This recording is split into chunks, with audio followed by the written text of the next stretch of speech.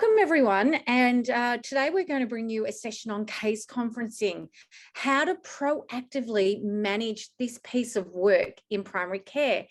And myself, Kim Pointer from MediCoach, and Rivka Hagen. Over to you, Riv. Oh, hello. Hi, everyone. Look, Kim and I, we've done an awful lot of work together, and we are so excited to really take a deep dive into case conferencing, aren't we, Kim? There are some new snippets of information available, and that's really sort of just sparked our interest to delve further into case conferencing, because we know, working in primary care and with primary care organisations, that this is still really flying under the radar, doesn't it, Kim? Yeah, absolutely. I find that people go, oh, okay, I know that this item's available, but it's the systems and the processes is the grand undoing. So that's what we hope to really give you the knowledge and the know-how, how to apply this rather than just know that it exists, right? Absolutely. So, Kim, tell us a little bit about your background in case there are any viewers of this particular module that haven't stumbled across you before. Great. So my business is MediCoach. My background is intensive care nursing many moons ago. And then a couple of decades now, been out in primary care. So complex chronic disease is my game. I really appreciate working with clients to make progress with their health and wellbeing, their quality of life goals. So I've been doing chronic disease management, prevention, health projects across Australia, working with all health professionals in general practice setting. Recently, in 2015, I undertook coaching training, so health and wellness coach training, and now I also do executive change management coaching. So teaching, mentoring, faculty for Well Coaches Australia, USA, Asia, and New Zealand. Fabulous. And look, again, just to tie the threads around, how we have come together to work on this project. Kim and I kind of stumbled upon each other in a chronic disease management piece of work a couple of years ago. It's quite a few years ago now. The time is absolutely flying. So Kim, with her background in, nursing and working, especially in the primary care sector, together with myself working in the practice management space, we've really just married those two spheres together, and that's what we see as being just so necessary in primary care in order to get over the silos and to get these primary care workplaces really, really humming. So my background is in primary care management. I have managed small, medium and large medical centres for more years than I would care to admit to. And back in about 2017, I really started focusing on Medical Business Services, which is my organisation that looks after the advisory, support, coaching, training and mentoring services for anything to do with the business management side of general practice. So together with Kim, we do a lot of work with PHNs and with practices around Australia, and that's just a little bit of a snippet around that. I also just want to quickly point out too, for anyone who may not be aware, to consider having a look at the Facebook Practice Managers Network, which is obviously a freebie resource with a very active membership of well over 7,000 members, to talk about anything to do with your day-to-day practice management issues. And if you're not already familiar with that, we'd love to see you along there. But let's kick it off into the session proper. And what I'd like to do is, before we kick off, is an acknowledgement of country. We definitely would like to acknowledge and pay our respects to the traditional custodians of the lands on which we are all virtually meeting, and acknowledge the traditional custodians. I'm present in Dja Dja Wurrung country in Victoria. Kim, whereabouts are you located? I'm in Biripi country, so a hearty welcome from there as well. And again, I'd like to pay my respects to the elders past, present and emerging. Absolutely wonderful. All right, so let's get cracking on the case conferencing deep dive that we have promised you about. So a quick module overview. Kim, do you want to take it away and talk us through the various chapters that we're going to be covering off in today's session? Yeah, well, we're going to start off with what's new, right? So the allied health components is what's new. You can see that there. And we've got a lot of excitement around that, particularly because that's been a missing part of the puzzle for sure.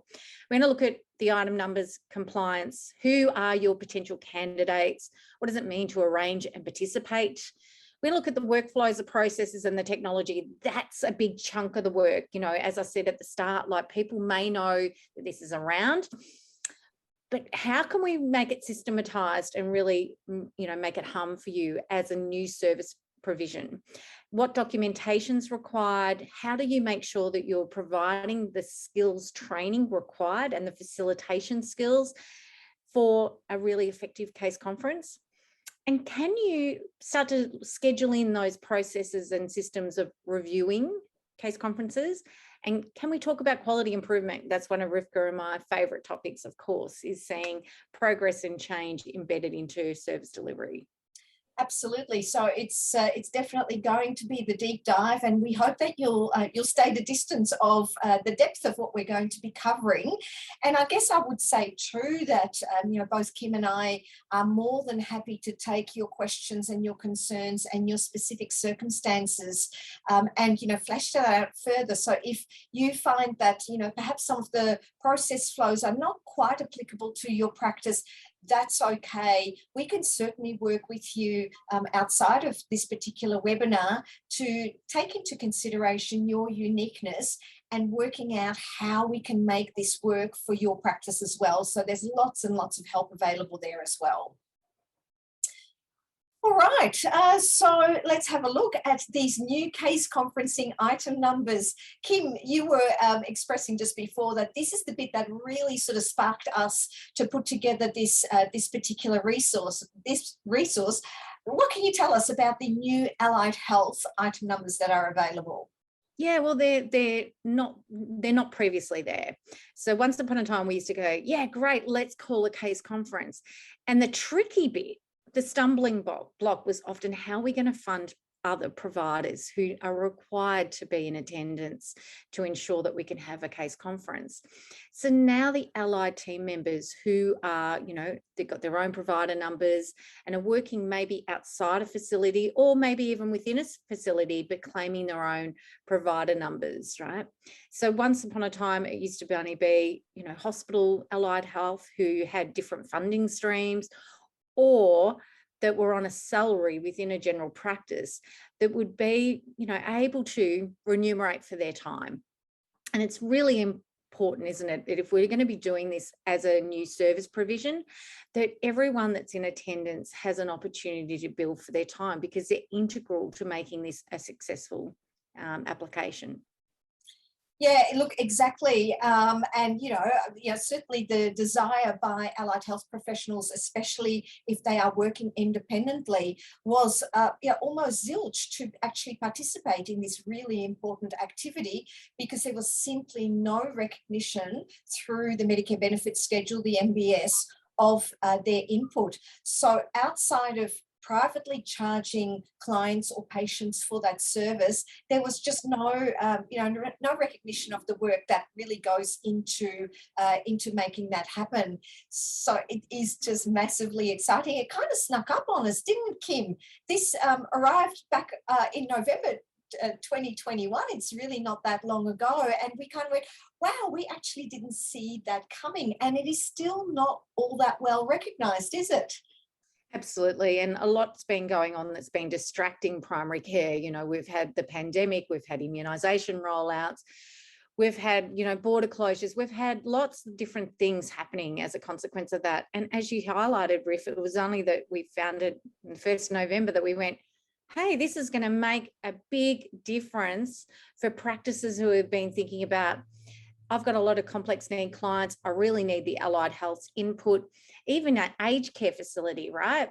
You know, you might have a residential aged care facility client that you think, well, I really need that allied input. Well, now you can actually include them in the care, and, you know, obviously they can finally have some billing item numbers that they can claim to remunerate them for their quality time and input. Yeah, exactly. So we've got a URL listed on the slide that you can see here, and it's also represented in the fuzzy wuzzy QR code up the top of the slide here. So with your mobile phone, you can certainly zap that code and go straight to the MBS Explainer fact sheet to give you all of the information about the new item numbers and what's new and exciting, and what those rebates are all about, and of course the Medicare compliance bits that go along with that as well. So feel free to tap into that. All right, so let's have a quick look too at what those item numbers are that had already been existing prior to this exciting new addition to the MBS. So you'll already be aware that Medicare certainly did have provision for case conferencing for GPs and non-vocationally registered GPs or other medical practitioners.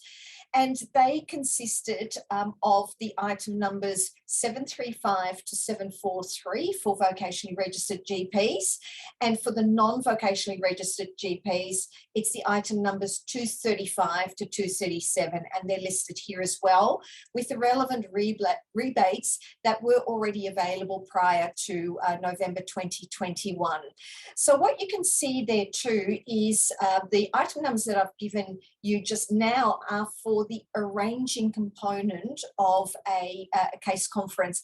And this is kind of the uniqueness in the way that the Medicare benefits schedule is structured, in that it separates out what a participant's or an organizer's role is within that activity of the case conference.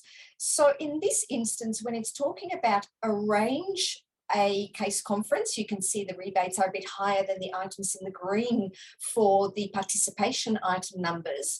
That's because the GP, the practice, is taking responsibility for that entire coordination of the case conferencing activity. So there's a bit more time involved in that, and certainly there are some compliance components that fit into that as well. So depending on the role that the GP takes within that case conference, the practice would select, or the GP would select, either from the arrange item numbers or the participate item numbers, depending on who actually called for the case conference to be convened.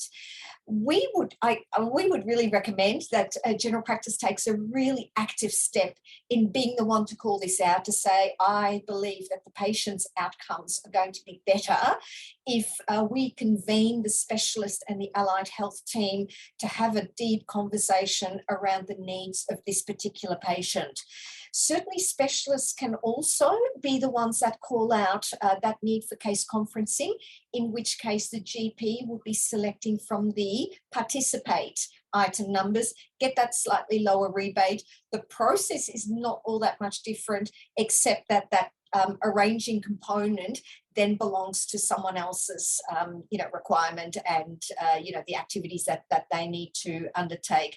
Kim, what's your thoughts around general practices actually being the ones to be sort of proactively calling out the need for case conferencing? How do you see that?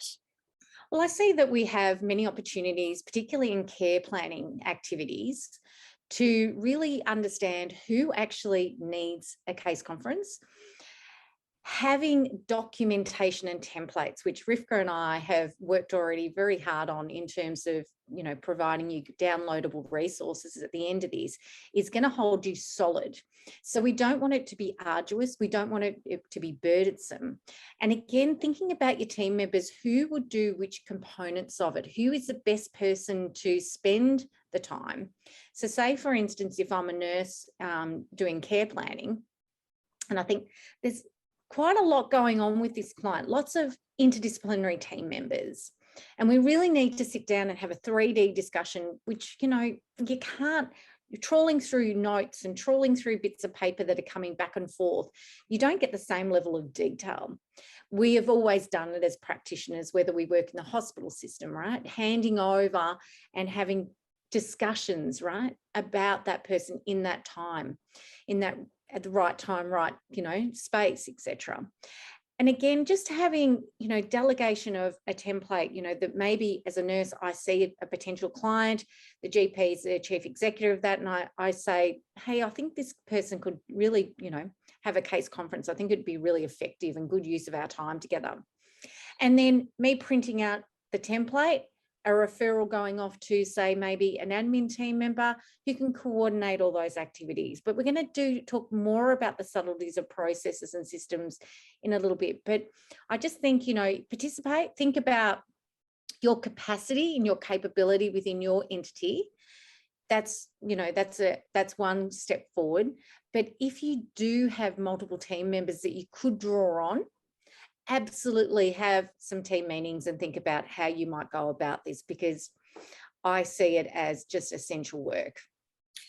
What I'm thinking of too, Kim, as you were just sort of, talking through the whys and the benefits of really undertaking all of this work, it reminded me of, an experience that I had directly as a practice manager in the very early days of the advent of telehealth. So that's quite a number of years ago, when video conferencing and specialist appointments were made available. So remember, back in the early days, we now know that we can sort of video conference directly with patients, but that provision for video conferencing with specialists was made available already quite a few years ago.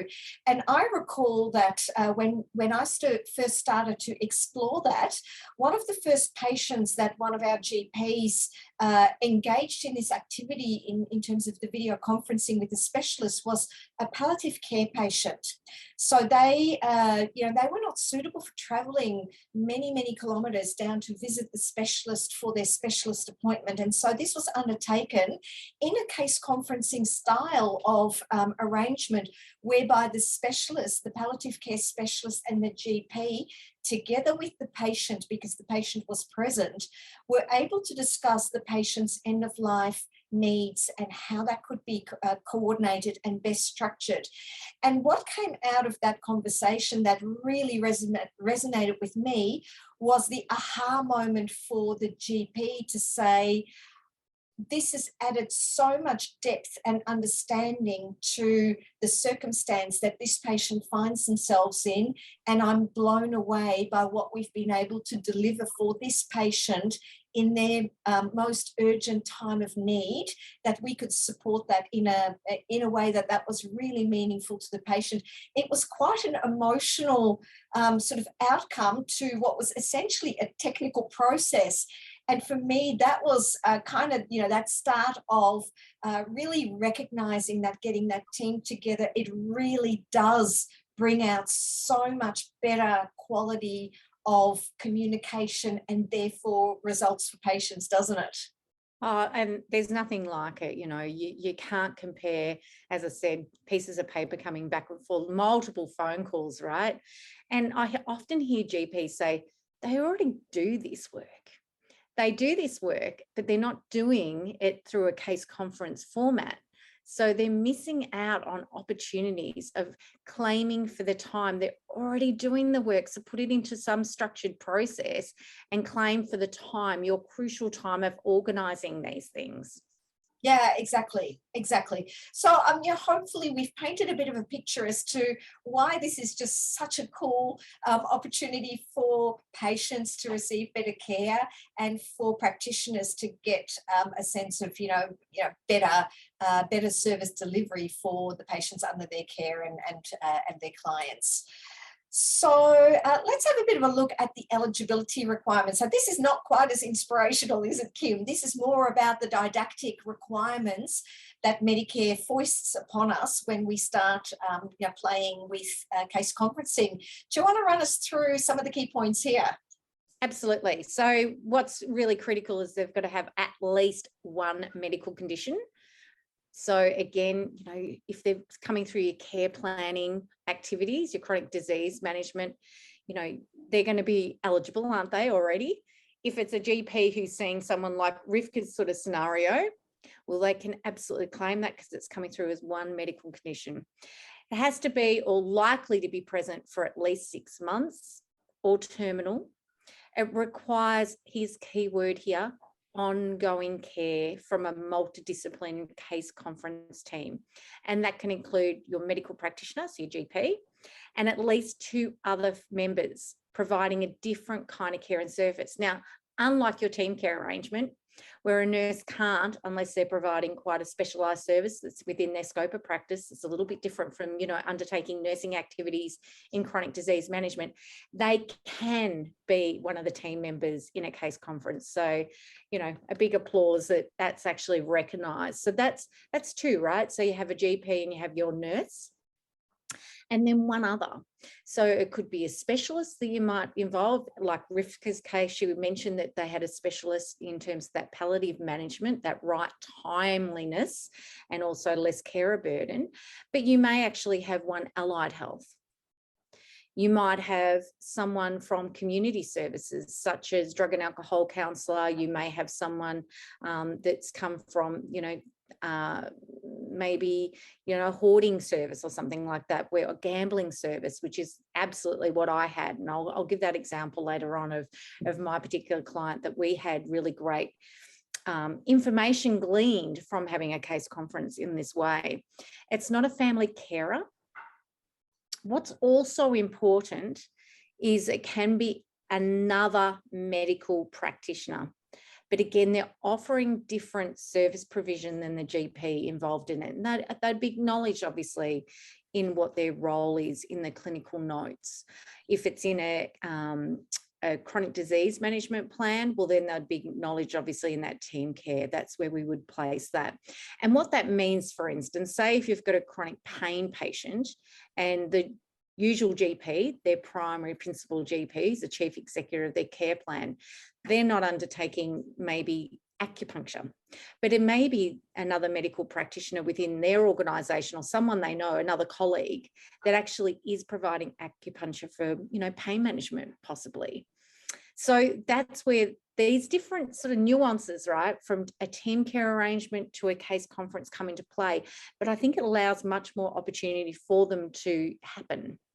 Yeah, exactly. And I think it is also important to highlight here that, the team that comprises the GP +2, the +2, any one of those members don't necessarily need to be able to claim from MBS. So we've kind of said, yay, allied health is now part of the team that will get reimbursed for it, but that isn't part of the eligibility for actually undertaking a case conference. So like Kim said, the eligibility from who is in that team is actually really quite broad, and it ought to be in line with what the patient's needs actually are. So, you're certainly talking about social workers and perhaps, your RACF, your residential aged care facility staff supports. It can be, youth workers, if you're talking about a patient perhaps, with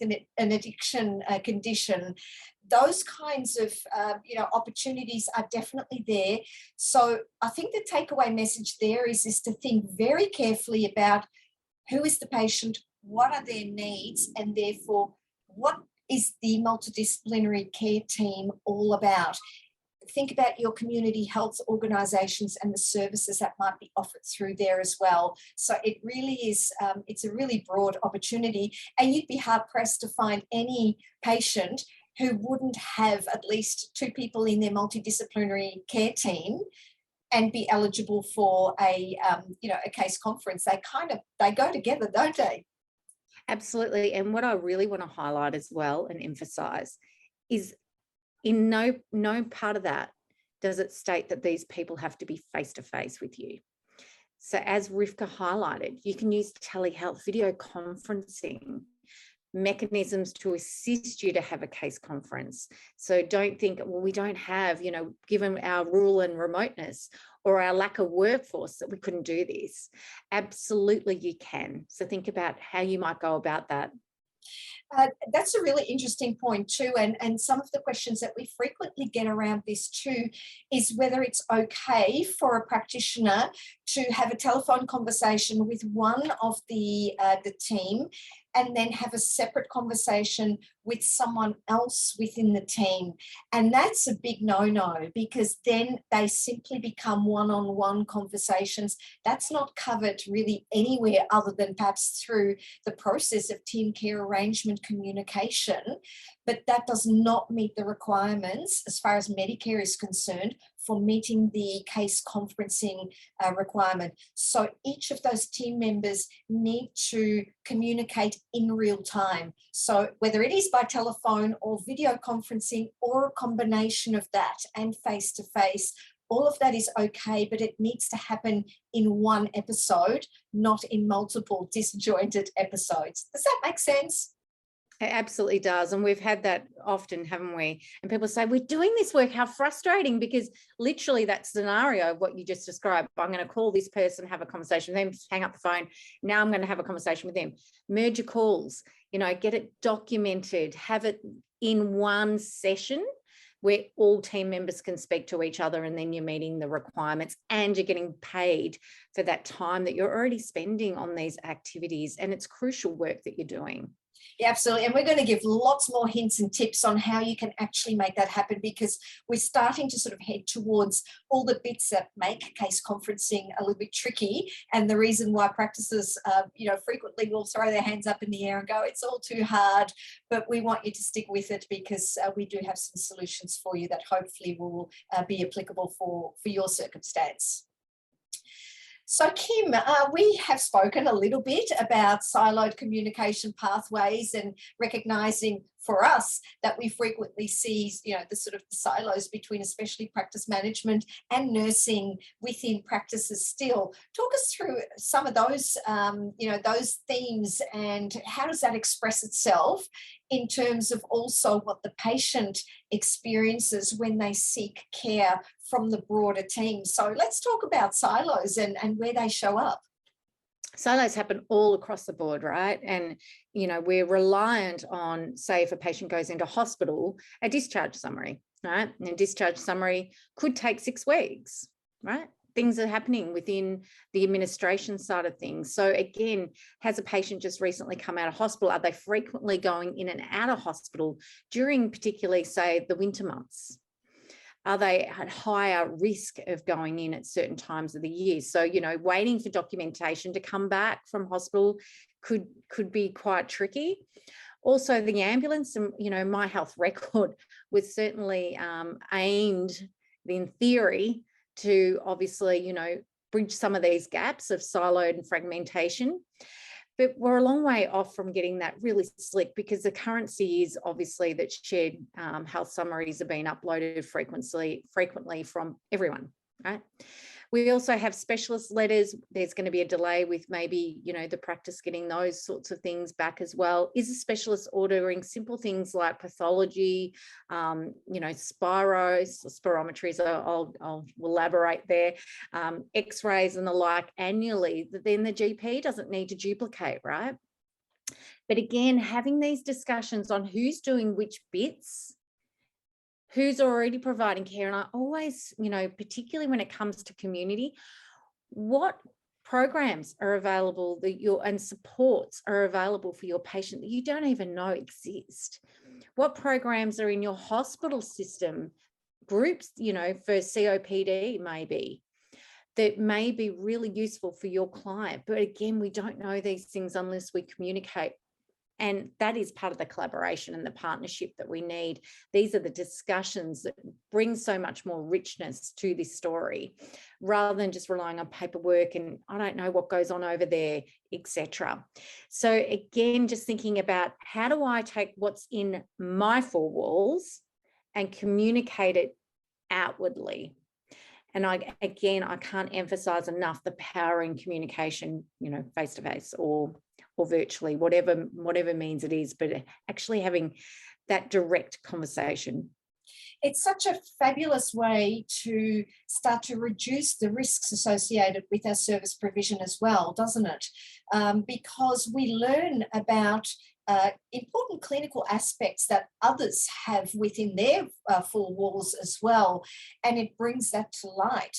So that rich tapestry of knowledge that we can share very easily when we simply have a conversation, that's really what that breaking down of the silos is all about too, isn't it? It's about learning aspects of care that we perhaps weren't aware of, or contexts that weren't taken account of by any of the team members, that by that shared conversation brings light to that, and therefore you can have commonality of approach and therefore see better health outcomes. And that's really, when all is said and done, that's really what it's all about, isn't it? That we give care excellence, and that we really do start to strive towards better health outcomes for especially the vulnerable and chronic patients within within our remit. So it's hugely important. We probably could talk about this for the whole day, couldn't we? Well, I actually want to add to that the residential aged care facilities, and Rivka and I have done a big piece of work,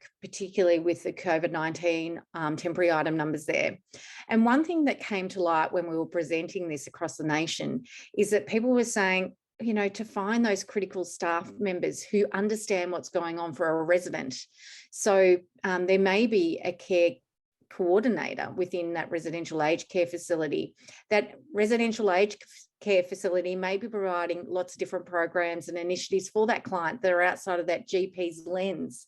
So again, the more ways, as Rivka said, the tapestry of communication, we can actually start to unpack, well, maybe if this client is so complex and they're a resident of a residential aged care facility and I'm doing a care plan for them, maybe I don't need to allocate all of my enhanced primary care visits to a podiatrist, because that may be already offered within the residential aged care facility. Maybe I can utilize them for other things.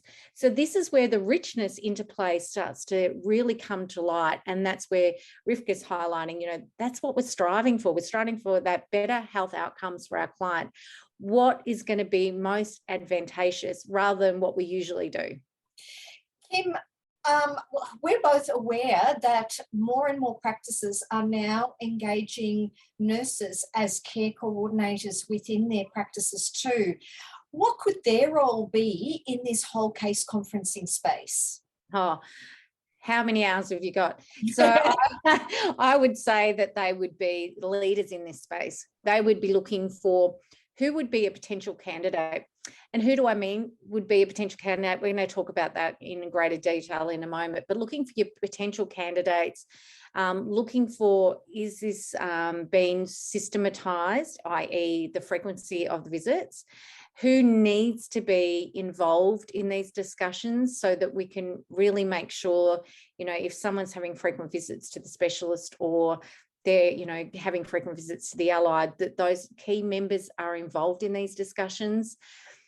How can I be really informed as an advocacy role so that, I can be that other team member with a GP can, come to and say, what's best for this client? How might we go about it? So we're a team, right? Many eyes on the prize. So again, one of my key roles, particularly when I was doing, care coordination, was to look and make sure, has this person had their yearly bloods done? Have they done their prevention checks? Have they done all their screening? Have they seen the key people? We may have referred, but have they actually had those things done and attended? So really having multiple eyes on and wrapped around this client, which is the next slide, Riff. So if you want to pop on over to that one, it gives a better visual display on what I mean about wraparound care.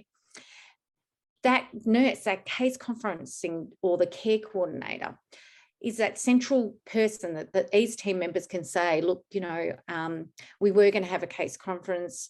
Things have changed with this client. They're now in the hospital system, or I went and visited Betty and she was at home and I was doing her, podiatry visit or a physio visit. And, I don't think she's okay. I think we need to have a case conference earlier.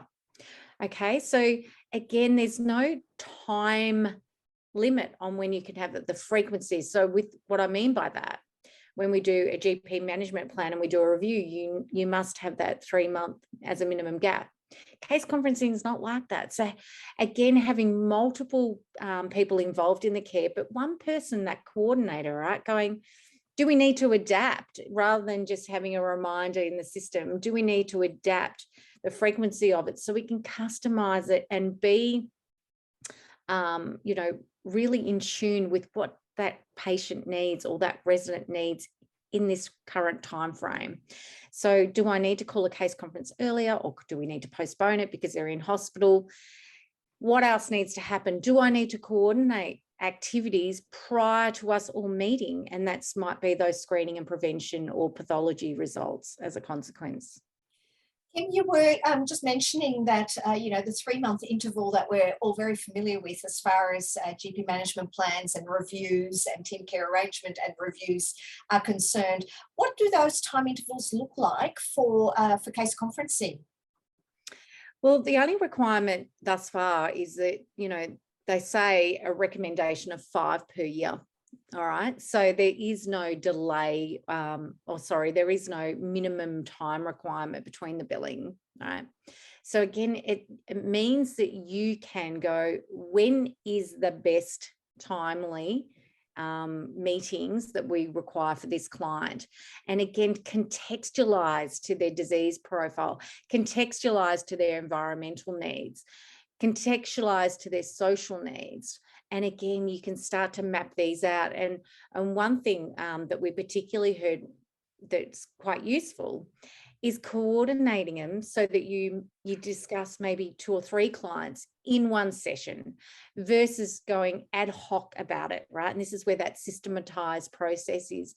If we book patients in as a care coordinator who's overseeing maybe this component of work, that we book them in so that, there's 3 people that maybe all of us who are involved as an interdisciplinary team can actually communicate and discuss in that one session. That's going to be the best use of everyone's time, because it's coordination, right? It's admin, it's booking everyone in. So if we can do 2 or 3 patients and then reschedule for the next session, if we need to see someone earlier than that, well, we can adjust that, but having some system will hold you solid in this being a little bit easier to manage. The other important point here too is the interweaving of the activities that you undertake as part of the GP management plan and team care arrangement activities. And we certainly don't delve into any detail there. There's a lot of other resources already available on those.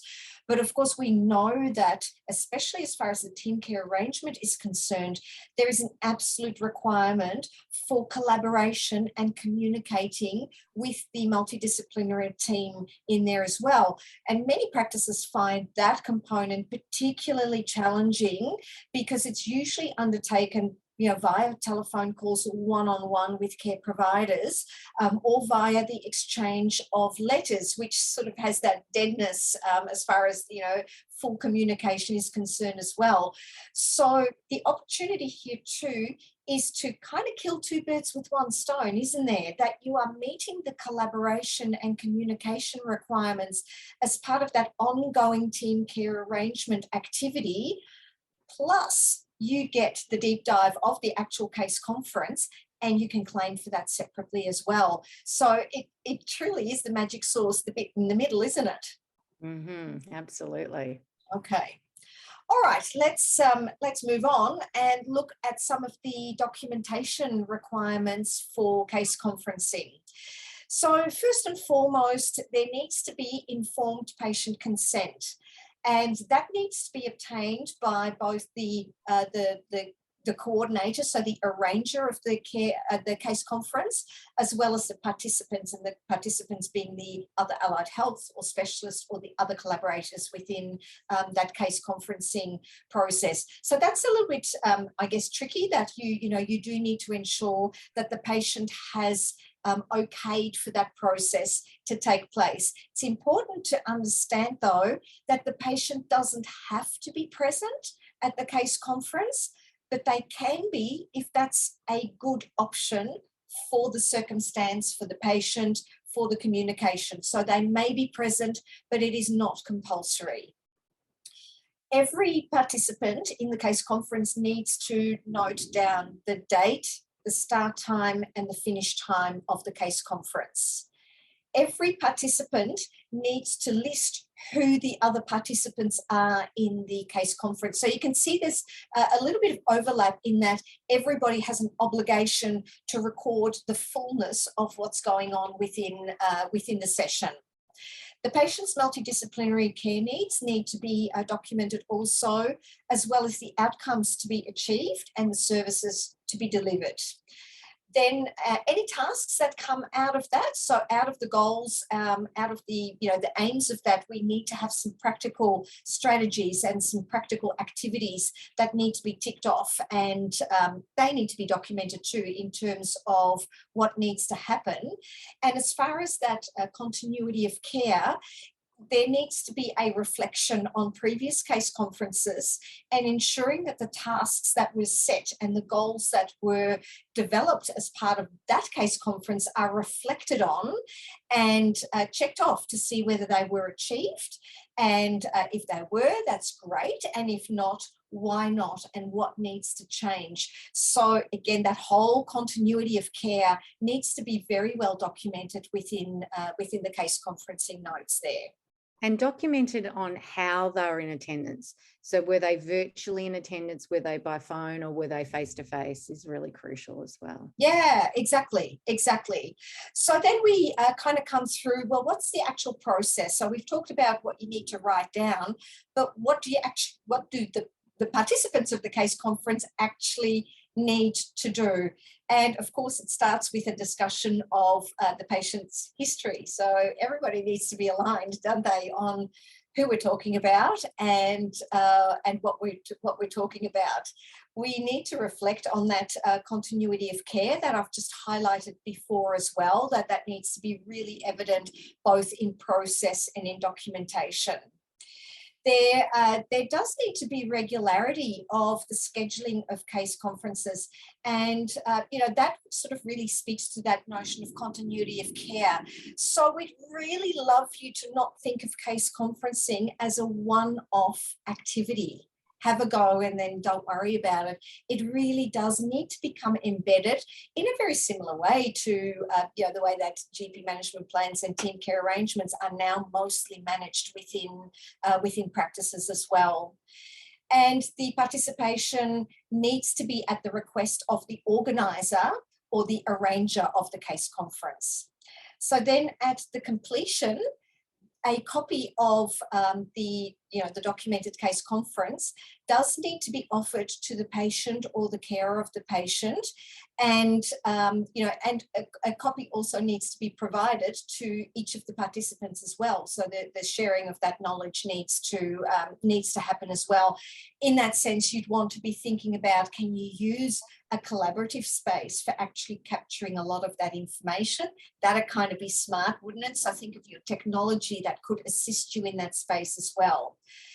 There also needs to be a discussion of the outcomes with the patient. So it is no good to have these fabulous conversations, set goals and allocate tasks if the patient is unaware and uninvolved in that final piece of that work. So that communication is absolutely crucial. And a discussion with a patient's carer could happen, if that is appropriate for the circumstance, with consent of the patient. So again, making sure that all of those consent processes are really well ticked off. Kim, have you got anything to add to that? Yeah, I wouldn't mind adding a story if that's okay. Yeah, tell us. Just to really bring this to life. And I think, we all resonate with stories, right? So particularly for me, I was sitting in a care planning, GP management plan review, and this patient was talking about all of these people's names and I kept trying to understand how they were connected to the broader picture, right? All I could find in their correspondence was some documentation, but not necessarily anything that gave me great detail to who they were, what their involvement in this patient's life was. And, there was quite a backstory with this person, because this person frequently didn't attend. There was a frequent, booked in with the doctor, didn't attend, booked in for a care plan, didn't show on the day, despite, obviously reminders and all that sort of process being regularly implemented and consistently implemented there. And so I said to the GP, look, I think this person actually needs to have a case conference because I really need to understand how these other letters that we've been receiving and the referrals that possibly you've done or someone else has done have actually got, her interdisciplinary team and supports. Is there gaps? Are we capturing everything? Are we making sure everything's covered off to best support her? Because something just didn't seem quite right to me. All right. So that clinical intuition was there, right? Going, this whole story just has a few holes in it that I just need to understand why they're involved in her care and what bits maybe we could add to bolster her support.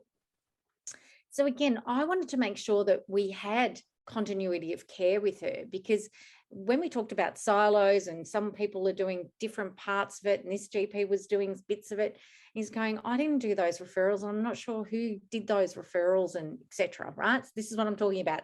It starts to look like a web, right? A web of who's doing what bits, and that's the first flag. Oh, maybe this person's a good candidate for a case conference. So I said to the patient, look, I really would like to understand who's involved in your care and if there are any other supports that we need to provide for you. And I explained what a case conference was and got informed consent. And I said, part of that is that you can be involved if you like. And she said, absolutely no, thank you.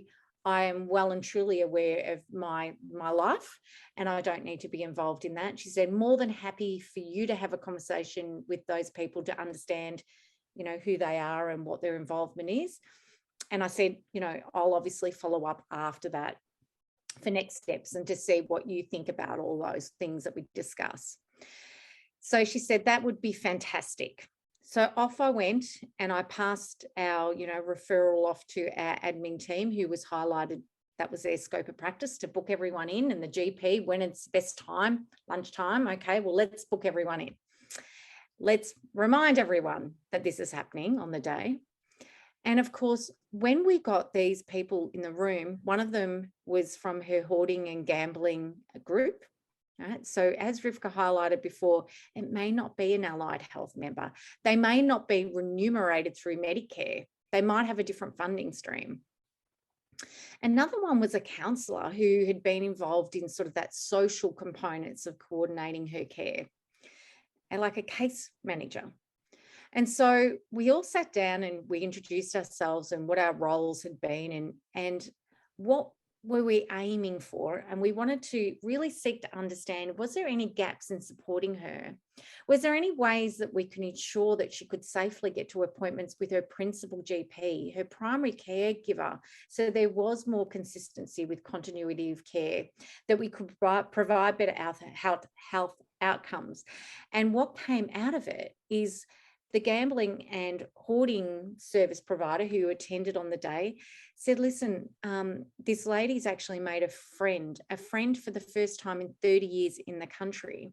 And she's actually shared with that friend that they have no running water in their home, that her husband is quite violent towards her. And so the days that sometimes, she's meant to attend appointments, sometimes she can't get there. He won't drive her. He refuses to drive her. So she might have to catch a bus, and the bus may not actually go close to the general practitioner that she normally sees. So hence why she wasn't attending frequently. She'd go anywhere that bus would take her to get to her doctor's appointment for whatever she might need on that day. Again, the social case manager was talking about the hoarding, right? That it was actually a fire danger, a fire hazard, that there was no working smoke alarms in the house. So from that, you can hear lots of actions, right, that came out of it. Who was going to coordinate getting, obviously, fire and smoke alarms in the home?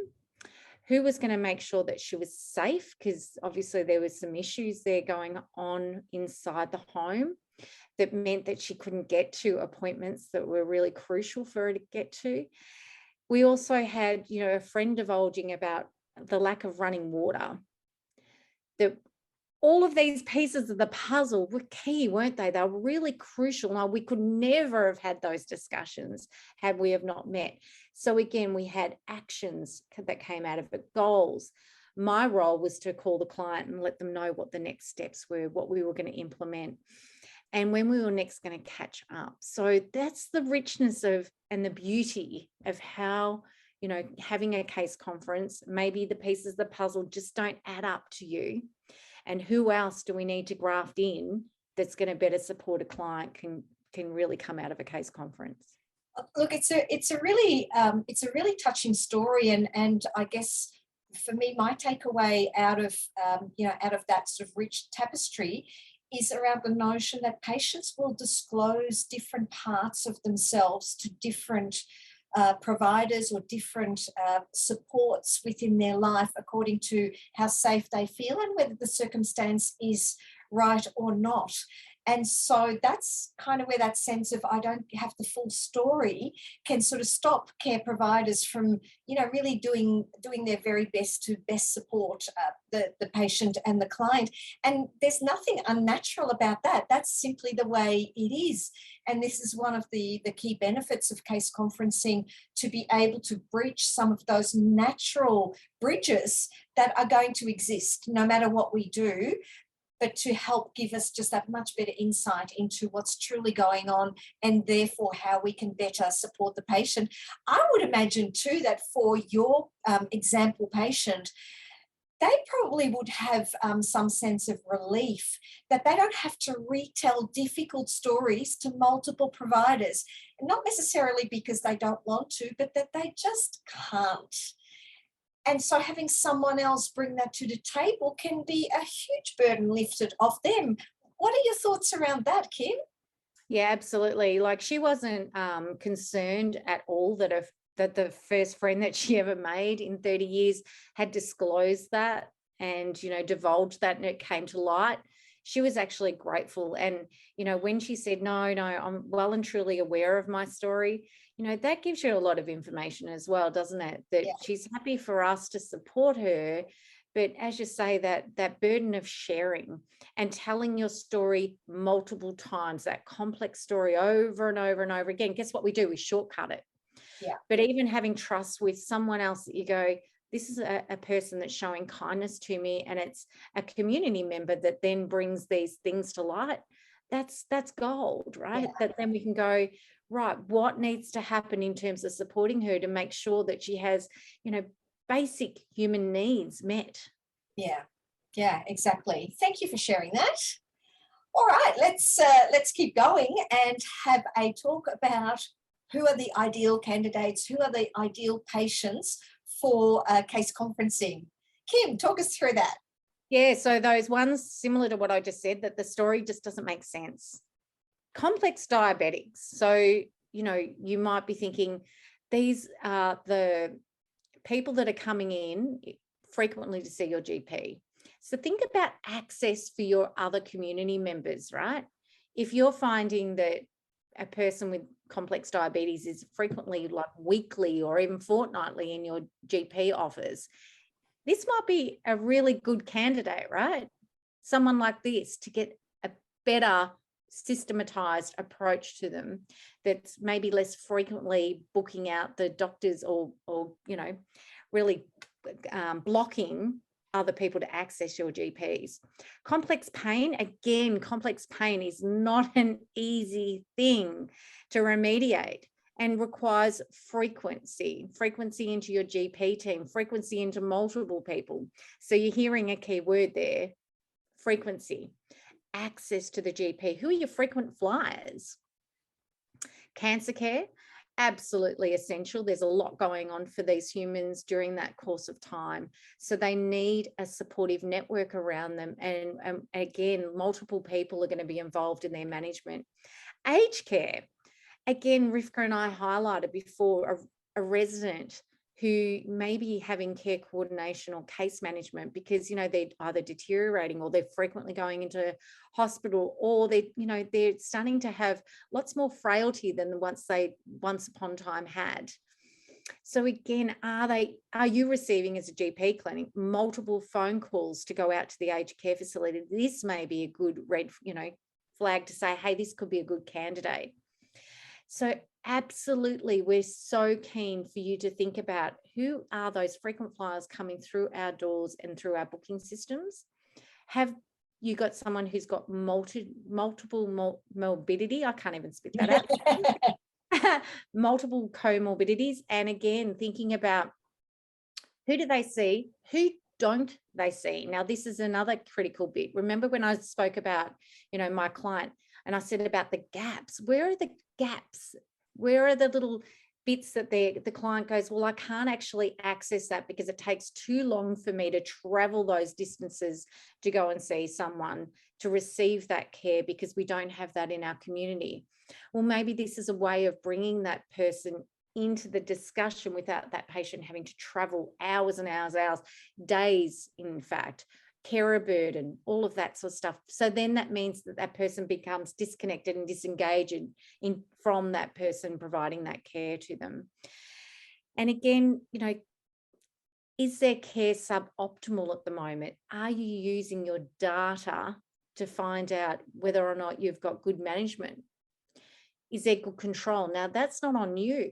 You may be doing all the pieces that, from a medical perspective. But again, there's missing pieces of the puzzle. There may be social determinants that are actually inhibiting good care here. Again, it might even be behaviour change that's inhibiting. Is there poor outcomes with this client? How do we know that? We can use our data, and whether it's PenCat, whether it's Polar, whatever it looks like, can we, even if it's a software system that doesn't actually integrate with those, and you think, no, I don't trust that, I don't have a data sharing agreement. Well, okay, can you do a filter through your own software system and pull out these people? Can you look at your appointment schedule and see who's frequently coming in? Guess who knows? The doctors know.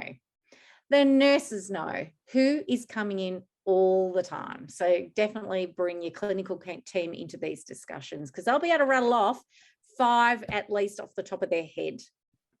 And look, like any sort of quality improvement activity, if you as a practicer, you're just starting to embark on this case conferencing process, you want to start small, don't you? You don't want to end up with a list of 50 patients that is going to seem really overwhelming in terms of arranging case conferences. You want to get the low-hanging fruit in terms of the really obvious patients who would just so benefit from this process. Start small, and that's going to allow you to just find out about how your systems and processes are actually working, and fine-tune it along the way before you build on that process and roll it out as a more comprehensive program, I guess. But yes, certainly, PenCat and your data extraction tools are going to really help you with that as well. Okay.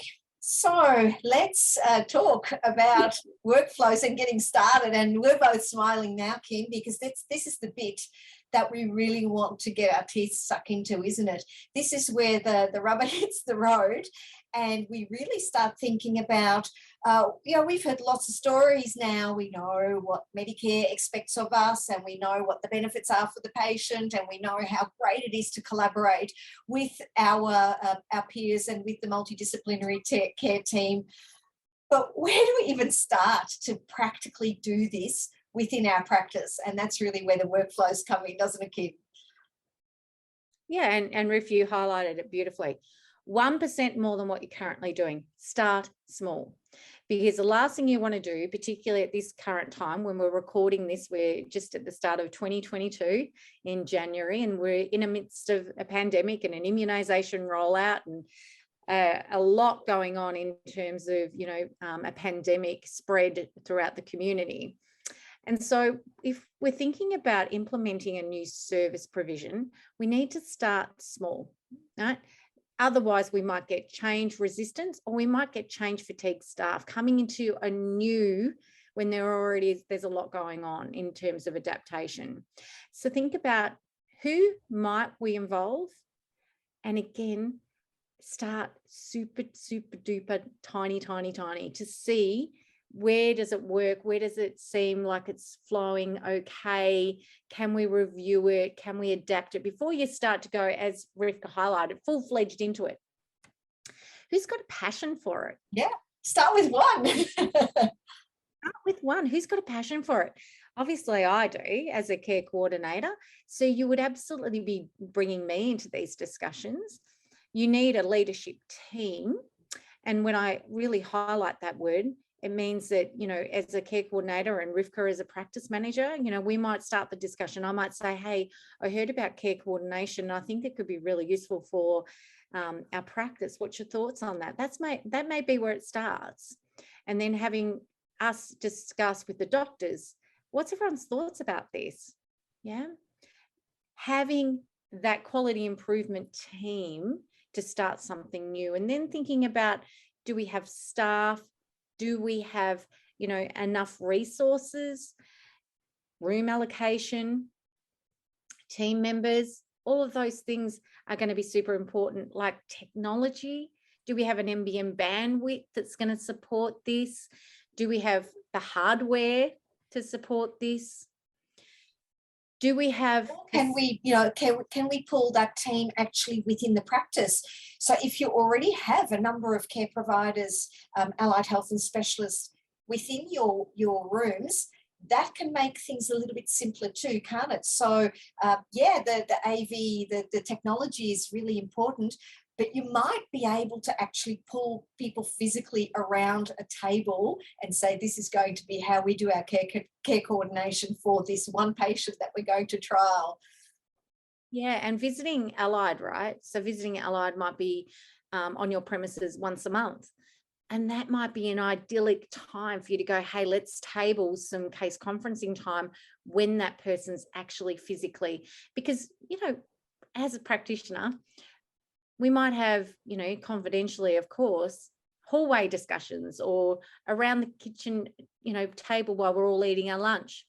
Formalize those processes. Take your lunch into a confidential space and have those discussions and get your case conferencing done, maybe on those opportunistic days that Rivka just highlighted. I think at this point too, it's probably good to just reflect on remembering that case conferencing has a minimum time requirement of, was it 15 or 20 minutes? 15, yeah. 15 minutes. Oh, just my brain kind of went, oh, it might be 15 or it might be 20. So what that means is that they can't be corridor conversations. So they can't be 5-minute quick catch-ups and we're just having an informal chat. So there does need to be more discipline around, you know, the structure of how you do that. But yeah, you're absolutely right. Around a lunchroom, if you're having a bite to eat, there's nothing to stop you from doing that and having a formal case conference as well. Keep going. Yeah, that's right. As long as we've got the processes in place, like the documentation, right? And the informed consent from the patient, all those key components. You can't just say, oh, we sat down, we had a chat about that patient, let's bill it. There's compliance pieces, right? Yes. But if you do have someone and you think, well, the only time that we both have in our day available is that lunch break, absolutely you can formalize that to be your opportunity. And having it, again, a reminder for future conferencing. So say, for example, if we go back to that once a month allied team member, we're going to book in the next time you come in, or we're going to book it in 2 months, or we're going to book it in 3 months. Again, it depends on your capacity, and it depends on, you know, your opportunities to sit down and have these discussions and what your requirements are. And when you're starting small, don't put pressure on yourselves to, you know, really implement and throw everything at it. Really take your time, get your system solid, get those foundational pieces really humming along before you increase it from n=1 to maybe, and then you go to 2. So again, who's going to communicate with the patient? When are we going to allocate time to get this done? And Rivka's highlighted there, test with one client first and to see the processes in action. Do you want to speak to that a bit more, Riv? Yeah, and look, yeah, and as you were speaking there as well, what I was thinking too is that it's entirely likely that especially your newer allied health who are just starting to have that capacity to more fully engage with case conferencing, guess what? Their understanding of the process is going to be limited at the outset too. So it might be a great idea to schedule some time to actually talk through the process and what you're trying to achieve with the process before you sit down and actually start, chatting about any particular patient there as well. So we're going to be looking to have a conversation with the allied health team, any of the newer members of the case conference, so that they're really aligned with what we're going to be seeking as outcomes of the case conferencing before you start talking about patients and undertaking the work in earnest. So fuller communication is probably going to be necessary, but remember that's kind of going to be just the orientation and induction and getting the show on the road. You don't need to duplicate that forever. Once that skill builds and that capacity builds, those are the bits that you won't need to do again, and you get into a much easier flow of just scheduling the case conferences. Everyone knows what they're for and what you're doing, and away you go. So your time management will just get easier over time as well. Have you experienced that, Kim? Yeah, and I think you're talking about the notion of norming and storming, right? Yeah, So absolutely. starting having discussions, finding out what everyone understands, ready to go in and get everyone's input and putting it in the mix, right? Until we have a unified approach on what the next steps are. And thinking about access and equity, who are the key people that we need to see? And those allied staff, right? They might go, actually, I want to every month come and see Betty, but Betty can't get here because her daughter works on the day that I'm at the general practice once a month. So thinking about how can we start to use this way of working to allow greater access and equity to all of our community members. And then how are we going to follow up and review? So again, part of that norming and storming, the richness to what's the intent of it, who's going to be involved, how are we going to go about it, where are the roles allocated, who are going to be our first clients to test drive this, how are we going to review it, is going to be essential to all of those early discussions. Absolutely, absolutely. And that's going to inform, quality improvement opportunities there too, because, hey, guess what? You're not going to be perfect right at the outset. There'll be bits that you think, I can do that better next time. Or if we tweak this or our process flow is amended somehow, it's going to make it easier all around. So those little snippets of improvement, they're just going to show up time and time again, aren't they? And it's going to be important to just reflect back and not say, well, look, here we go. This is our system. This is our process, and we're finished with that now. It's kind of always, there's always tweaking going on, isn't there? Yeah, well, you don't want to go in with a rigid mindset about it. So what you want to do is you want to be seeking feedback from all of the team members, and don't forget your patient. Seek feedback from them. How was it? What could we do better? What were the good bits? What were the challenging bits for you?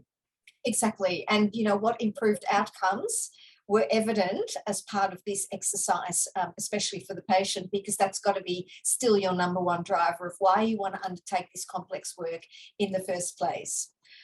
Okay, so let's move on to some other case conferencing snippets and bits. Kim, this is your dynamic pyramid, so talk us through that.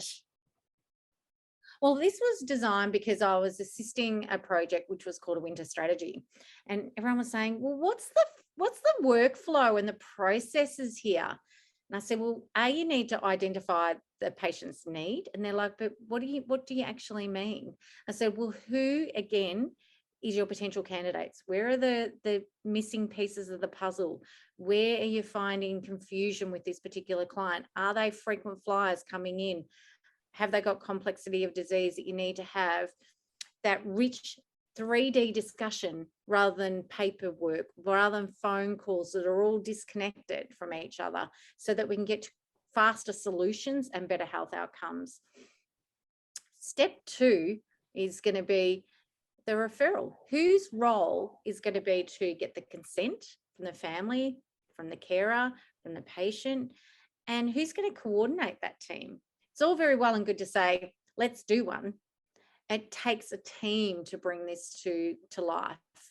Then who's going to book in the session? When's the best opportunity for your general practice to do this? I highlighted for us, we did lunch breaks. Lunch breaks were easy for us, you know, again, thinking about, are you protecting time a few minutes before and a few minutes after, so everyone sits down at the same time, and we allow for, you know, obviously some people getting caught up in appointments, etc., that are either prior or after. Again, what way are they going to attend the actual case conference? Are they going to be virtual, or are they going to be face-to-face? Are they going to have telephone? Are we doing reminders? Don't expect me to turn up unless it's in my diary. Rivka Hagen knows this very well. I need it in my diary. If it's not in my diary, it doesn't happen. And same, right? When we're busy clinicians, the same thing. We need to make sure that it's going into everyone's diary. Everyone knows what mode they're going to be calling in on. So that means, does someone have a video health direct link, or do they do that via Zoom? Think about confidentiality and privacy. We need secure messaging, right? So what are you using for your telehealth with your patients? Who's going to put it into the calendar? Who's going to remind everyone to show up on the day? Who's going to document is one part of the puzzle. The most crucial piece here is who's going to facilitate the session. Now, if I've called a case conference as a care coordinator, it may be me.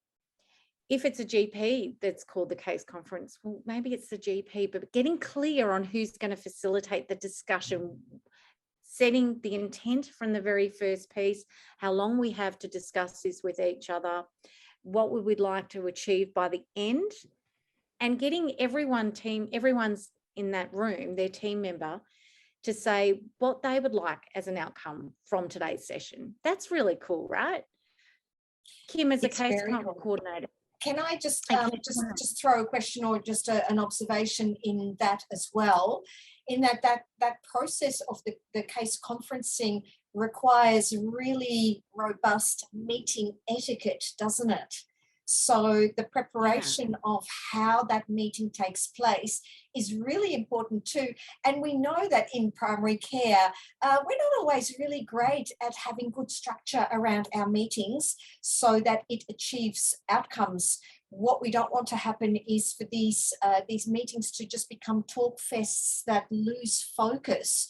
So setting tight agendas and having some very clear objectives for that meeting, especially given that, you know, you're going to, or you're not going to have an hour to spend per patient, that you need to be really clear about what the purpose is of the case conference as well. Any thoughts around that? You bet. So if you're going to be achieving 3, you want to make sure that you're on time. You're running on time, you're making sure that everyone is seeing benefit in the discussion and value in the discussion, or else they won't make time to attend future sessions. So that's why I said the facilitator needs to draw out what would be a good outcome for you in this session. We've got 15 minutes to discuss, Betty. What would be a good scenario here for you, or an outcome for you? Okay, and individual team members have a voice in inclusion and making sure it's a productive meeting, as Rivka highlighted, that doesn't blow out in time. If we need to reschedule another case conference, so be it, right? Yeah, exactly. And look, I think it is really worth reflecting, especially in the preparation stages for case conferencing, that you do focus on that, and especially those who are going to be tasked with being the arranger of case conferencing, that they give some thought and some energy to their role in being discussion facilitators and ensuring, like you said, that everybody does have a voice. What we don't want to see happen is that a case conference becomes a platform from which one provider sets out the lay of the land and dictates how the care of a patient or what the outcomes might look like. That really does, that's not really going to be the way that we're going to get effective outcomes. And so that communication style and the role of the facilitator, we really can't stress that enough, can we, Kim? Yeah, and I think when you're thinking about the intent, right back at the identification of the need, what are you seeking to understand? We're seeking to understand how we can best support and provide better health outcomes for our clients, how we can reduce fragmentation, how we can reduce duplication, how we can make sure that we bolster them so that they can maintain a good quality of life outside in our communities, or if they're a resident of a residential aged care facility, within that facility. So thinking about the needs of that client are paramount, then the roles that each person can play in that. Okay. Again, the next steps, who's going to be communicating with the patient or the family? And are we going to call another case conference, and when's that are going to attend? Now, again, you can put a reminder in your software system. You can put a calendar invite in everyone's calendars. But if that person deteriorates, we're agile enough that we can go, hey, we need to bring that forward. Can we do that? Do we have capacity to do that? Right? We might not do it in that way. We might not do it in a case conferencing style if a person deteriorates quite quickly. So again, just having someone across those discussions and that norming and storming discussion early on in the piece is going to be crucial to workflow those little solutions moving forward.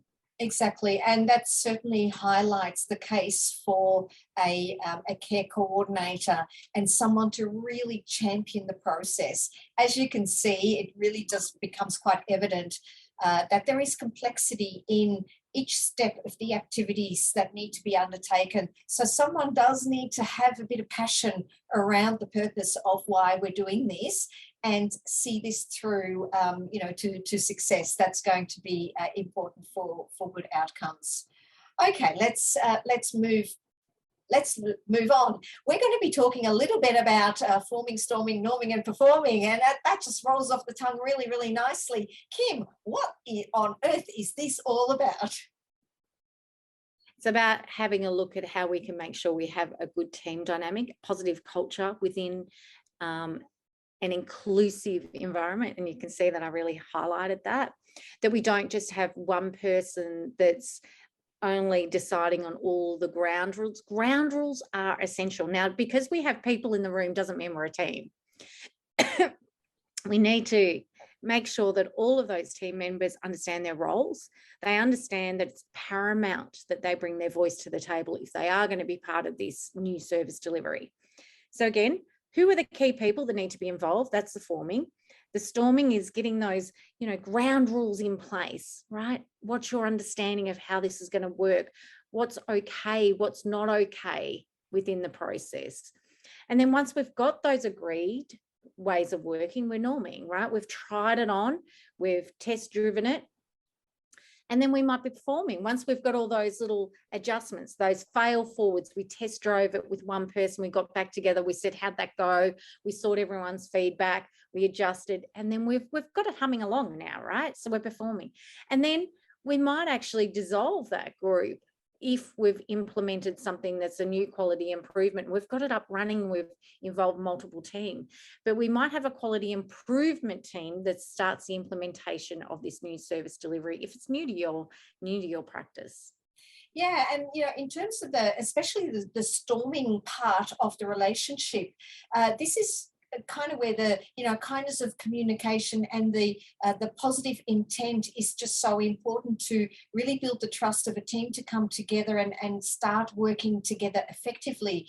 Because if any one of those team members kind of feels a bit on the outer or not quite sure of where all of this is going, then that level of trust is inherently going to be not quite optimal, and so it's very difficult to get to excellence in performance if we are still, sort of showing that hesitancy. And they're just natural steps of group formation and team dynamics and team formation. But there needs to be awareness that at the outset, this is probably how people are going to be feeling, and a little bit cagey, a little bit sort of holding back to see the lay of the land. And, you need to be prepared to just work through that and put effort and energy into making that a really positive step so that you more quickly get to the point of norming and then high performing. So, the team dynamics really play out here. And it is unique too, because of course this team is by its very nature, not a team that works together all the time. And that's what brings a little bit more complexity here, doesn't it, Kim? Absolutely. And, you know, we might work in a hierarchy and we might think, oh, but I'm only, you know, whatever role you might play within that team. And we need to remove those barriers. You're an integral part of this. You see different perspectives than what I see. And this is where we need to really get those ground rules really solid at the start, at the onset. What's your role going to be in here? And that is to throw any brainstorming ideas at this, because guess what? Sometimes the quietest person in the room has the best ideas. So can we all just throw all of our ideas out there, all have an inclusive voice? You know, and again, if we're going to challenge someone's opinion or a way of working or idea, that we do it in a way that Rivka highlighted before, with empathy, with kindness, a way of providing feedback. So again, the ground rules need to cover off how do you provide feedback in a safe way so that we don't damage psychological capital in our team. Excellent points. And look, again, yeah, we're really sort of delving into, you know, team dynamics that have important roles within our practice team as well. They just simply have implications for this uniqueness in case conferencing too. And I guess we'd really encourage the participants of this webinar to immerse more fully into some of the themes that we're talking about here, because they're important all around for high performance, aren't they? Absolutely. All right, Kim, this one is one of yours. It's my favorite piece of work, right? And my executive coaching skills are going to come out here, because we often know as human beings what changes we want to make, and we jump really quickly to the how we're going to implement it. And we forget to do the most crucial piece of the work, and that is to seek understanding of someone's why they would do that, why they would prioritize intrinsic motivation to the cause. So why is it important for me? Why would I want to do it for our patients and our community and our healthcare system at large? That's what we want to seek to understand. Because again, if we're going to have someone who's involved in this team, they need to have strong motive, internal motive, to actually want to go off and put time, energy, and effort to the cause. And that's absolutely what we want in terms of our quality improvement team. So from my nursing perspective, why do I want to do case conferencing for my complex need client? It's going to provide better access to for my patients. The GPs can see acute patients on the day versus, you know, something that we can remediate very effectively as a nurse team in complex chronic disease. You know, what do I gain from it? I get to see my patients receive better health outcomes. I get to, as a practitioner, be involved in hearing those critical components of that interdisciplinary team member's voice around how we can best support that patient. What is the gaps? What's our prevention activities? What are our screening and assessment activities? Who's going to do what pieces of the puzzle so we reduce duplication, fragmentation, and better healthcare dollar spend? So you heard lots from me why I would be intrinsically motivated to be involved from a nurse's perspective. And this is just my opinion, right? But I want to hear that if I'm norming and storming with a group who are going to be engaged in this activity from their perspectives. And if you just want to flick to the next page, Riff, again, getting them to think through as what's your role?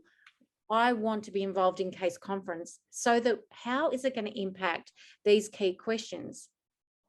How's it going to be assistive to your work in the future for you as a clinician or a team member within the entity, for your team as a whole, for your communities, the people that are coming in who you service every day, and the healthcare system at large?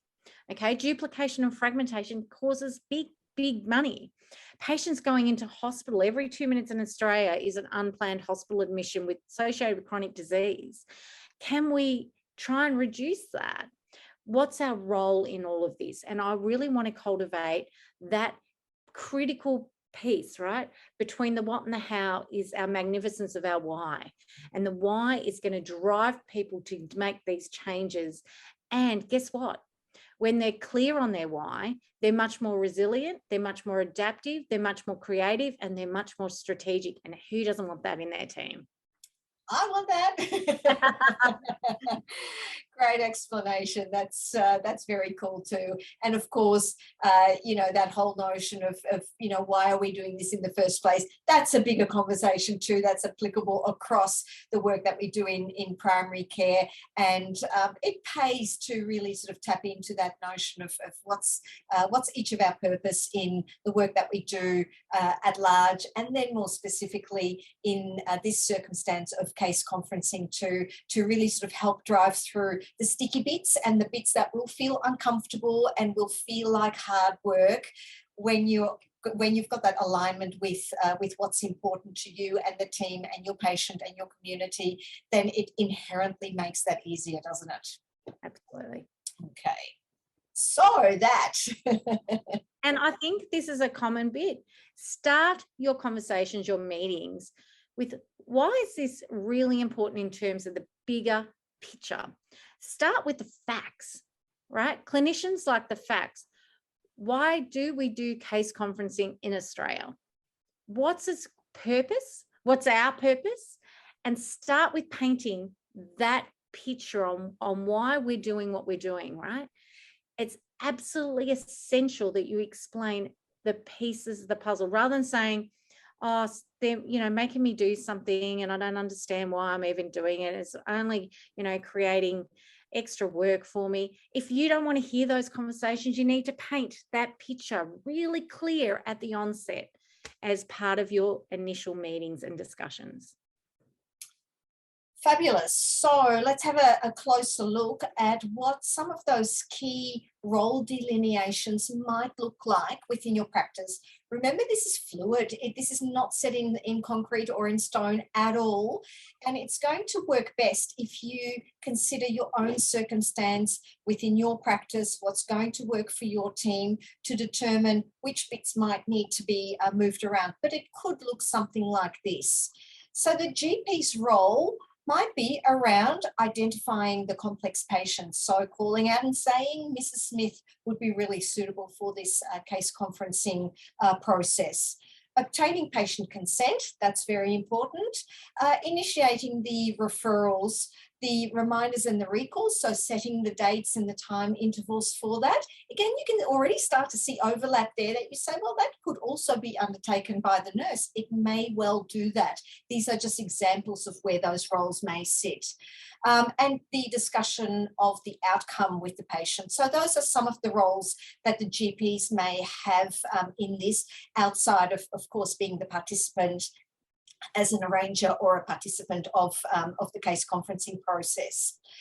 The nurse may look after the correspondence, collaborate with the administration team, communication with the care coordination and the case conferencing team.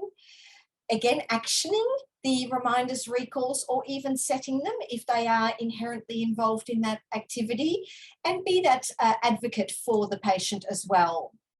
Your administration team has a really important role to play as well. They could have an important role to play as well around booking and coordinating the session. So that's around the technical steps bits in between. So really important that your admin staff are then also well aligned as to what we're doing and why we're doing this, so that this step is undertaken really, really well.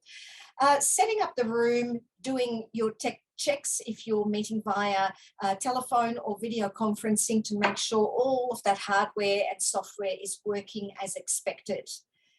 Checking the reminders and initiating those follow-ups, so the communication with the different providers to ensure that they're aligned, they're available, and all of this is humming along.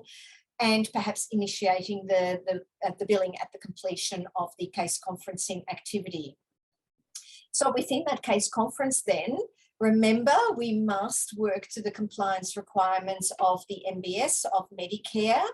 The documentation is not optional, it is obligatory, so that needs to be done. You need to be really familiar with what your requirements are there, and we've certainly stepped through that. Remember to really tap into the goals, the tasks, and the outcomes that you're seeking to achieve. Kim, have you got anything further to add to that? I think that is really super comprehensive, and I think it breaks it down really plainly for people that they could even print this out as a resource, right, and take it to their very first discussion on, what might it look like in terms of our clinic? Who wants to play in what roles? Because remember, every GP practice is totally different, and everyone's scope of practice and passion for the cause is completely different too. So tap into assets. Yeah, absolutely. So print out the slides, take it in, and then cross off the bits that don't belong in the quadrant that we have given as an example and whack them in somewhere else. That's perfectly okay, as long as each step still gets completed along the way. Okay, so let's have a closer look at designing the workflows around this.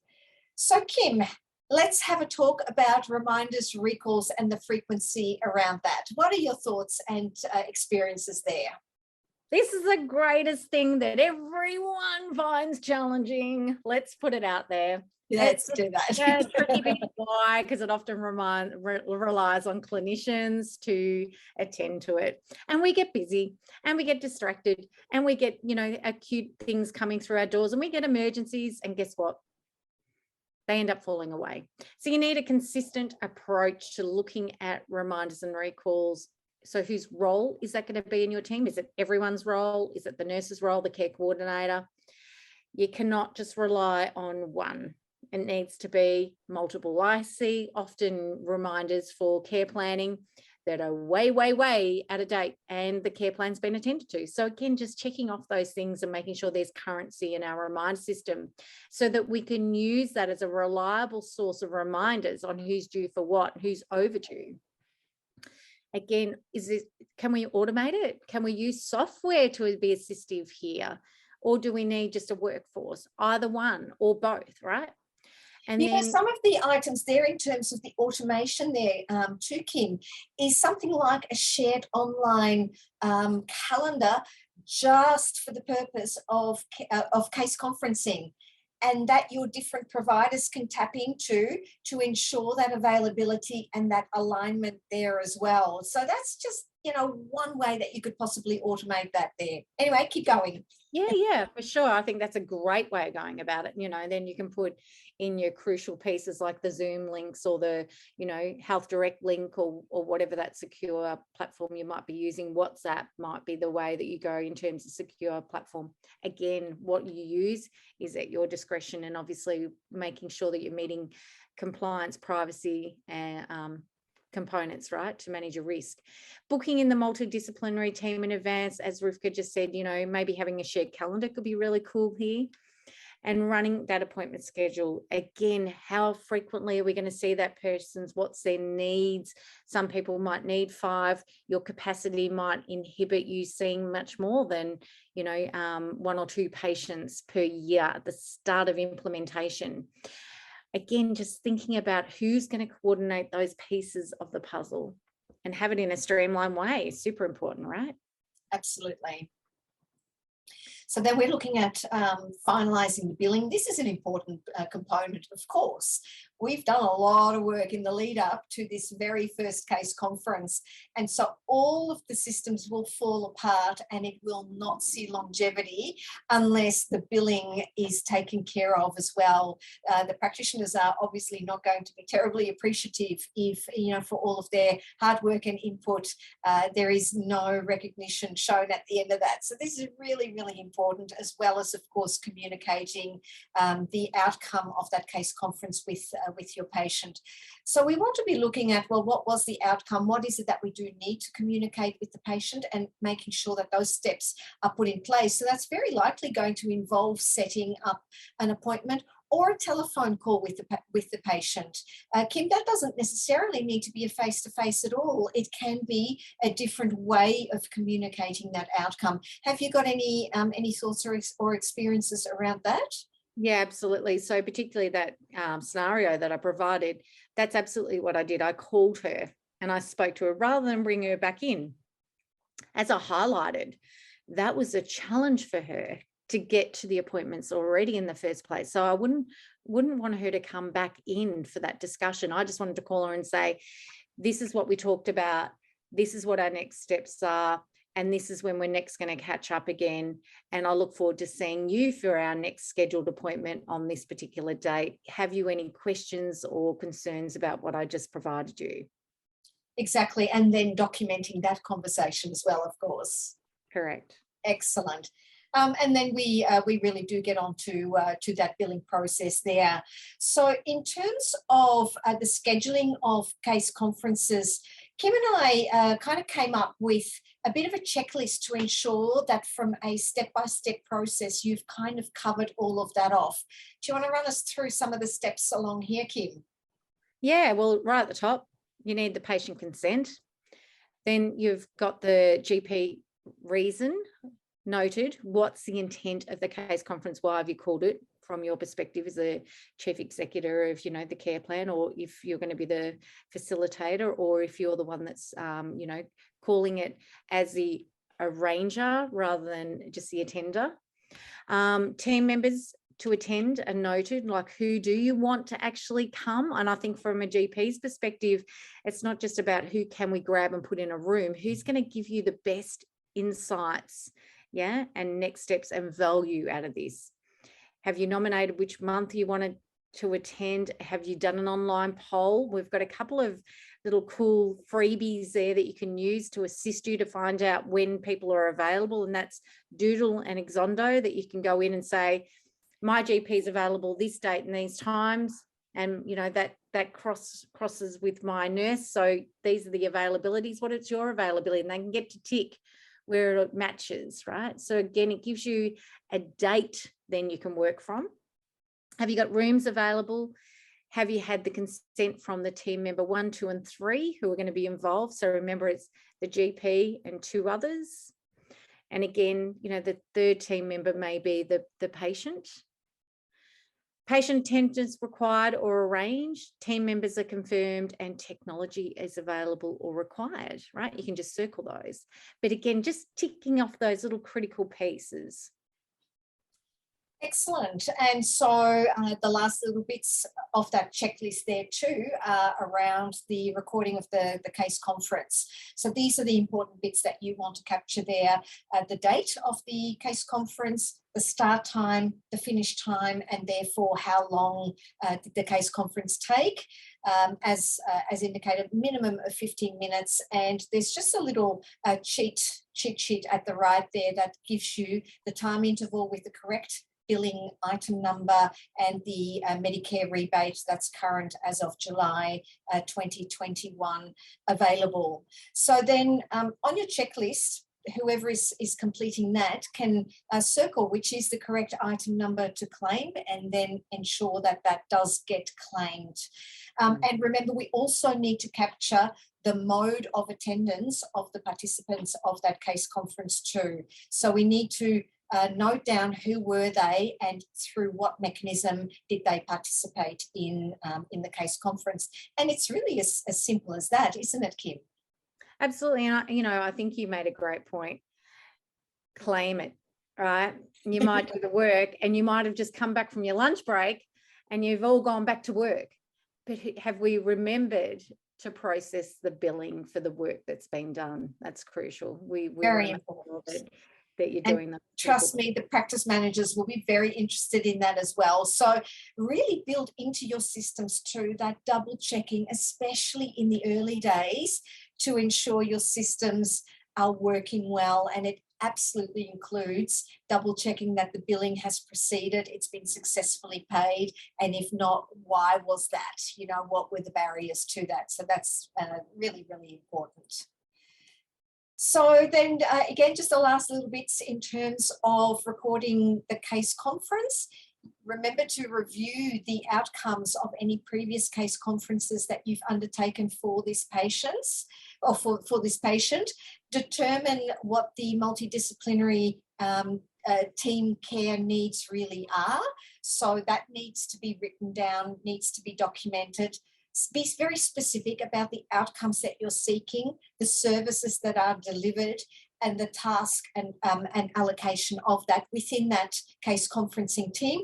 And perhaps outside of that too, there may be other providers who are involved in the patient's care who may not necessarily be part of that case conference. But if there are activities that they are expected to undertake, then obviously that needs to be communicated to them as well.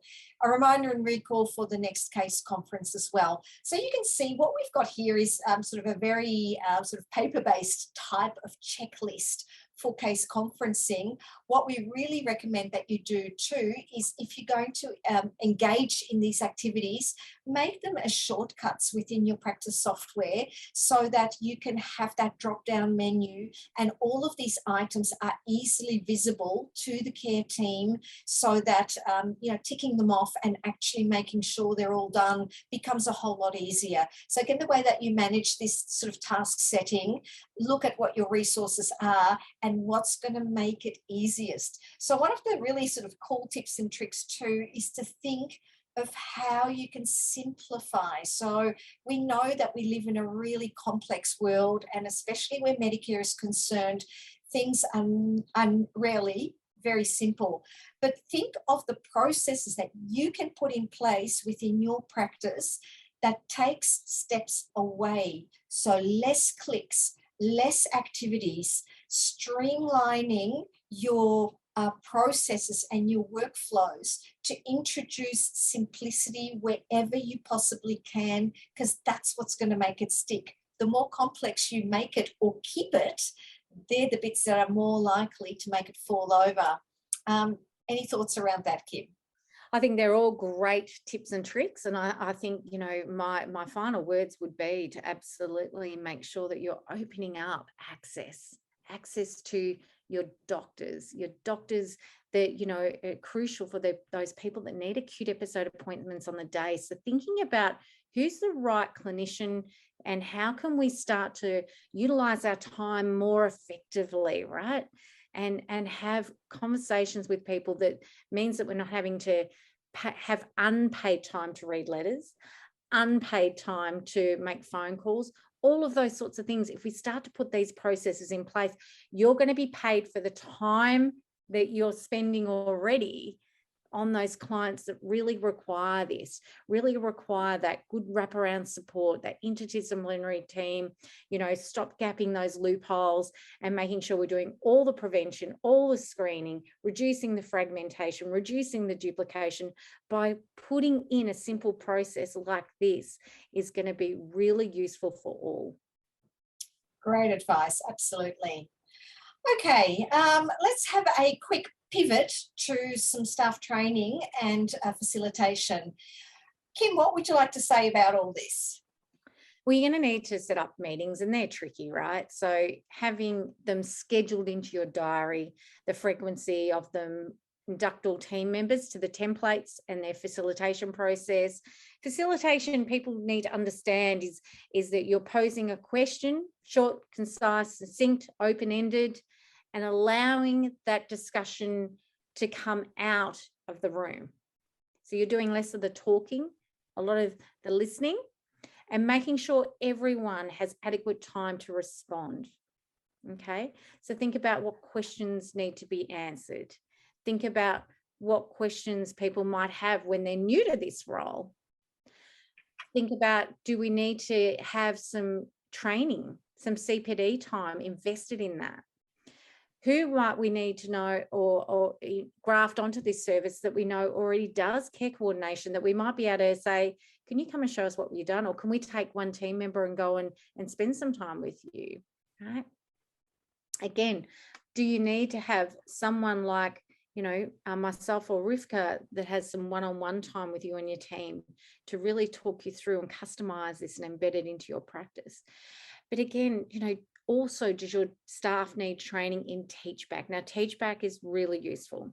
If you're finding that someone's having a lot of challenges using their puffers or, the equipment that you've sent home with them, remote monitoring equipment, for instance, you might need your staff taught, in the skills of teach back.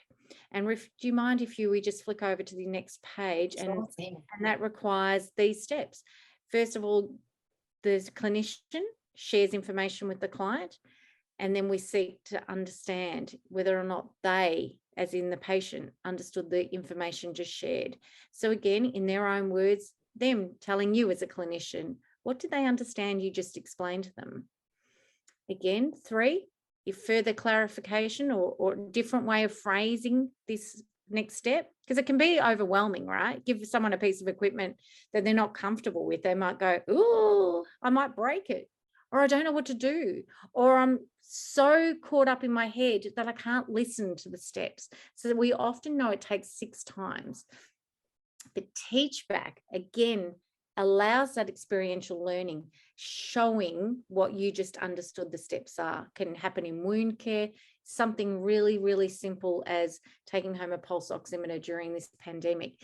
Anything like that can have teach back as a framework to utilize.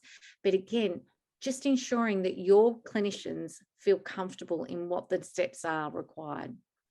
Exactly. And, of course, this methodology is just as applicable in that sort of norming or, the forming and storming phase when you're trying to establish a new service and new pathways to ensure that the team is very clear on what each of those steps are in the process, as well as within the case conferencing methodology or session itself, to ensure that everyone within that team is clear about the actions and the goals and the outcomes that have been determined for this particular patient. So that's super helpful.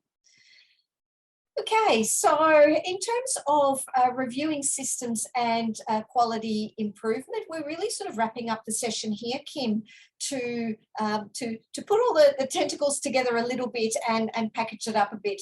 So planning on some reflective time once we've embedded some of these new services into our workflows, that we do take a little bit of time out, whether it is part of a staff meeting or another way that we're communicating, that we can actually just take a step back and go, how did that actually go? And we certainly spoke about that in earlier slides as well, that idea of reflecting back and checking to see whether we're doing okay with what we're doing is really important to inform next steps, remediations, or we're good to go. We've kind of got this nailed, and we're happy to keep going as we've already experienced. And getting feedback from the broader team is going to be really important there as well. What are your thoughts around that sort of broader based feedback? How are we going to go about that, and who do we get the feedback from? All team members involved and the patient, and it could be in a survey format if people are not comfortable yet in the team. So they might be very early in that storming stage, and they might feel more secure in an anonymous survey in responding to, just the simple things. What worked, what didn't work, what could be improved, right? It could be just 3 questions.